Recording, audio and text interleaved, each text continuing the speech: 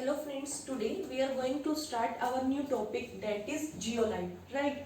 इनको हम shape selective catalyst भी बोलते होते हैं और सीबीएसई बोर्ड एग्जामिनेशन में 1 मार्क्स का इस पे क्वेश्चन आता होता है, राइट? जो बेसिकली आपके जियोलाइट्स होते हैं, these are the aluminosilicate. अब ये एल्यूमिनो सिलिकेट क्या है? बेसिकली जो जियोलाइट्स है ये सिलिकेट्स होते हैं। इसमें कुछ सिलिकॉन्स को एल्यूमिनियम से रिप्लेस कर दिया जाता होता है और हमें कुछ इस टाइप की AlOSi इस टाइप की लिंकेज, इस टाइप का फ्रेम ऑब्टेन होता है, तो उसको हम क्या बोलते हैं? एल्यूमिनो सिलिकेट्स बोलते होते हैं, राइट? अगर हम जियोलाइट की बात करें, ये माइक्रोपोरस इन नेचर होते हैं। जो इनका स्ट्रक्चर होता है वो क्या होता है? आपका केज लाइक स्ट्रक्चर होता है। केज लाइक 3 डायमेंशनल स्ट्रक्चर होता है, राइट? अगर हम जियोलाइट के फॉर्मूले की बात करें तो इसका फॉर्मूला क्या होता है? mx/n AlO2 x SiO2y dot ZH2, right? Where n is the charge present on metal atom, right? और M क्या है आपका? Metal atom. अब इसमें मेटल कौन कौन सा हो सकता है? सोडियम हो सकता है, पोटेशियम हो सकता है, कैल्शियम हो सकता है, राइट? और Z क्या है आपका? नंबर ऑफ वाटर मॉलिक्यूल, जो कि आपका क्या है? वेरिएबल है। ये 1, 2 एंड एनी इंटीजर हो सकता होता है, राइट? अब जब भी आपको जियोलाइट को एज ए कैटलिस्ट यूज करना होता है तो आप क्या करते हो? जियोलाइट स्टोन को, जो आपका जियोलाइट वर्ड है ये ग्रीक लैंग्वेज से आया हुआ है जिसका नाम है बॉइलिंग स्टोन, राइट? आप जियोलाइट को क्या करते हो? तो जब भी आप जियोलाइट को हीट करते हो तो जो वाटर मॉलिक्यूल्स हैं वो क्या हो जाते हैं? एस्केप हो जाते होते हैं, राइट? जिसकी वजह से जो जियोलाइट है पोरस हो जाता है, इसमें कैविटी बन जाती होती है और ये आपके कैटलिस्ट के प्रोसेस को कंटिन्यू करता होता है, राइट? अब मैंने आपको ये बोला कि जो जियोलाइट्स है these are the shape selective catalyst. अब ये शेप सिलेक्टिव कैटलिस्ट क्यों है? क्योंकि ये उसी रिएक्टेंट के साथ कंबाइन हो सकते हैं जिसका साइज इतना स्मॉल इनफ है जो जियोलाइट की कैविटी में इजीली एंटर कर सकता है या उससे लीव हो सकता है। आपके रिएक्टेंट का साइज ज्यादा बड़ा है तो जियोलाइट की कैविटी में इजीली एंटर नहीं हो पाएगा, तो उस केस में आपके जियोलाइट रिएक्शन को प्रोसीड नहीं कर पाएंगे, रिएक्शन को कैटालाइज नहीं कर पाएंगे, तो ये प्रॉपरली वर्क परफॉर्म नहीं कर सकता। इसलिए हम इसको क्या बोलते हैं? शेप सिलेक्टिव कैटालिस्ट बोलते हैं, राइट? अगर हम जियोलाइट के यूजेस की बात करें तो ये वाइडली प्रोटोकेमिकल इंडस्ट्रीज में यूज किया जाता होता है और जो जियोलाइट आपकी प्रोटोकेमिकल इंडस्ट्री में यूज किया जाता है उसका क्या नाम है? ZSM5, right? Zeolite sieve of molecular porosity 5, right? ये आपका पेट्रोकेमिकल इंडस्ट्री में यूज किया जाता है। अगर हम नेक्स्ट एग्जांपल ऑफ कैटलिस्ट की बात करें तो हमारे पास जो नेक्स्ट एग्जांपल है that is the enzyme, right?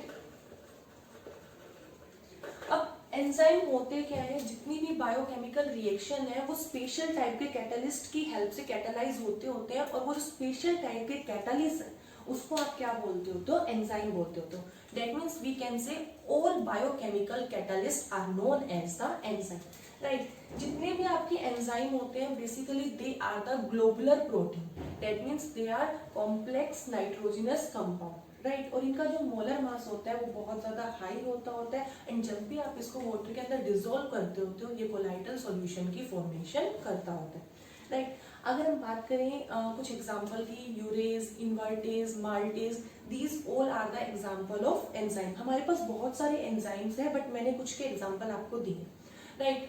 अब हमें बात करनी है कैरेक्टरिस्टिक ऑफ एंजाइम की। तो सबसे पहले अगर कैरेक्टरिस्टिक की बात करें तो they are highly specific in nature,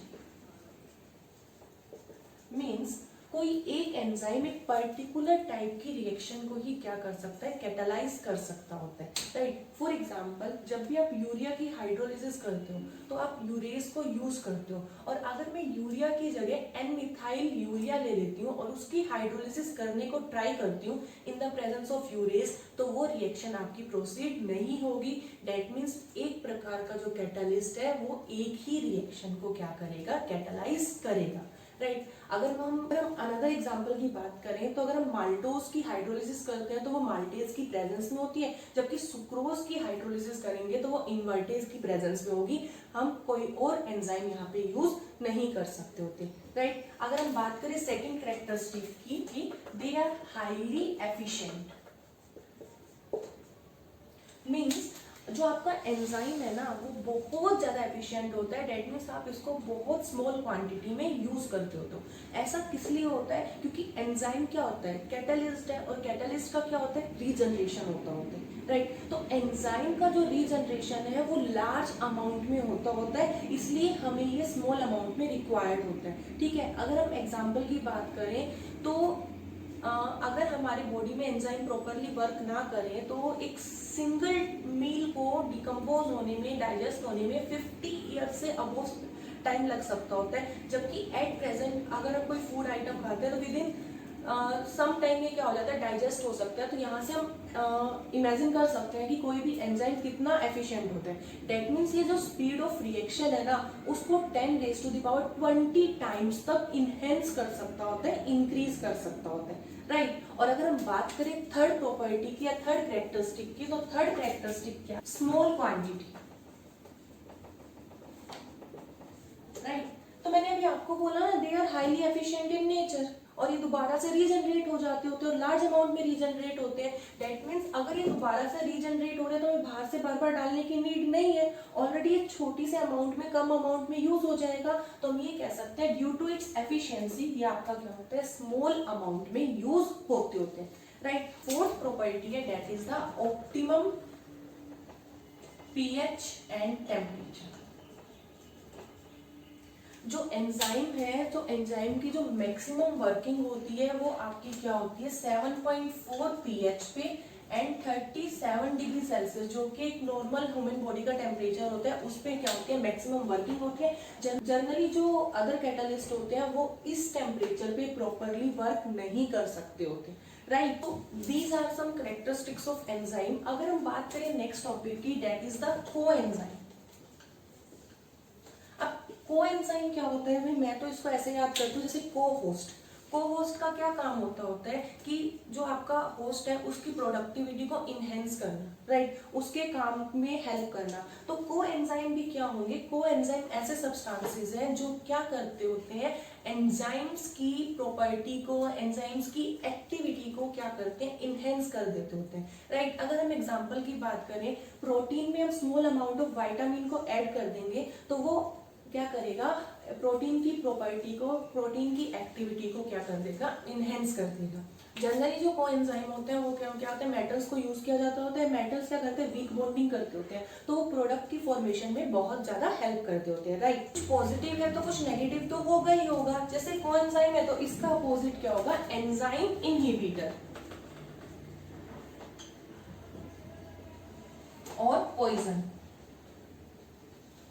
अब इनहिबिटर और पॉइजन का काम क्या होता है, कम करना। तो ऐसे सब्सटेंस जो एंजाइम की एक्टिविटी को रिड्यूस कर देते हैं, कम कर देते होते हैं, उसको आप क्या बोलते हो, एंजाइम इनहिबिटर और पॉइजन, राइट। बेसिकली ड्रग्स में हम इसको यूज करते होते हैं, राइट। अभी जो एंजाइम इनहिबिटर है अपना काम कैसे करते होते हैं, ये एंजाइम की एक्टिव साइट पे जाके बाइंड अप हो जाते होते हैं, और जो एक्टिव साइट है उसको सबस्ट्रेट के लिए अवेलेबल नहीं करते, तो इस तरीके से उसकी रिएक्टिविटी को क्या करते हैं, डिक्रीज करते होते हैं, right. Now we will discuss about the enzyme catalysis mechanism. जो एंजाइम कैटालिसिस मैकेनिज्म है, बेसिकली हम इसको कीलॉक मॉडल की हेल्प से क्या करते हैं, एक्सप्लेन करते होते हैं, राइट। तो जो आपके एंजाइम्स होते हैं, they are highly specific in nature. ये हाईली स्पेसिफिक क्यों होते हैं, क्योंकि इनमें एक स्पेसिफिक रीजन होता है जिसको हम क्या बोलते हैं, एक्टिव साइट बोलते होते हैं, राइट। ये जो एक्टिव साइट होती है इस पे कोई ना कोई फंक्शनल ग्रुप अटैच होते हैं, जैसे COH हो गया, राइट। तो ये जो एक्टिव साइट है ये सबस्ट्रेट के साथ क्या करती है, वीक बॉन्ड की फॉर्मेशन करती होती है, H बॉन्डिंग होगी, van der Waals force of attraction हो गया, एंड देन जब आपका एंजाइम सबस्ट्रेट कॉम्प्लेक्स बनता होता है और वो कॉम्प्लेक्स प्रॉपर ओरिएंट होके एंजाइम प्रोडक्ट की फॉर्मेशन करता है, एंड जो प्रोडक्ट है वो एंजाइम के साथ वीकली बाइंड अप होता है, एंड फाइनली एंजाइम अलग हो जाता है और प्रोडक्ट की फॉर्मेशन क्या हो जाती है, अलग हो जाती है। अगर हम इसको एक्सप्लेन करें तो हम कैसे करेंगे, हमने क्या लिया, एंजाइम लिया और सबस्ट्रेट लिया, राइट। इसने क्या बनाया आपका एंजाइम सबस्ट्रेट कॉम्प्लेक्स।